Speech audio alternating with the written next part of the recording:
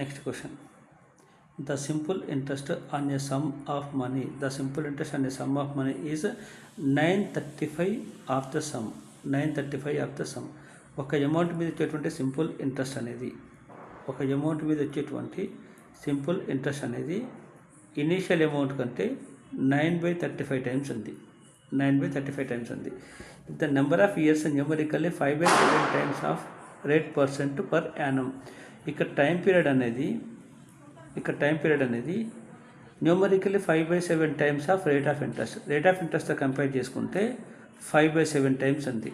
In case rate of interest R అనుకుంటే time period వచ్చేసి 5/7 × R ఉంది. Then what is the rate of interest? అయితే rate of interest value ఎంత find out చేయమన్నట్టు.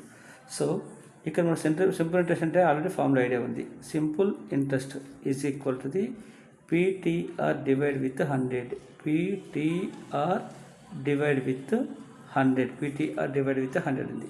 అయితే ఇక్కడ simple interest అంటే ఫార్ములా ఇక్కడ ఏముంది రిలేషన్ మనకి 9/35 into P is equal to the P into ఇక్కడ టైం పీరియడ్ ఏముంది 5/7 ఇంటూ R ఉంది. 5/7 into R. Next rate of interest divide with 100. ఇక్కడ 2 సైడ్స్లో మనకి P మల్టిప్లికేషన్లో న్యూమరేటర్ ఉంది కాబట్టి 2 క్యాన్సిల్ చేసుకోవచ్చు. అప్పుడు రిమైనింగ్ ఏమవుతుంది 9/35. రిమైనింగ్ వచ్చేసి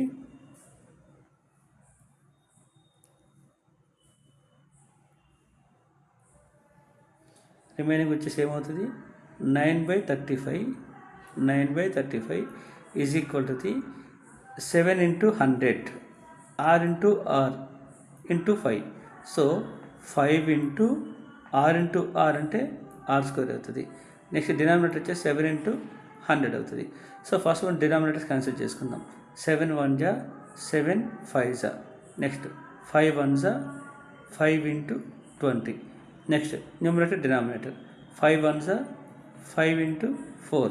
సో టోటల్గా ఏమవుతుంది ఫైనల్గా 9 is equal to the R² divide with 4 వస్తుంది. R ఇటు వస్తే ఏమవుతుంది మల్టిప్లై అవుతుంది. 9 4 జా 36 అవుతుంది. 9 4 జా 36. So R equal to the 6% అవుతుంది. అంటే రేట్ ఆఫ్ ఇంట్రెస్ట్ ఎంత అంటే 6%.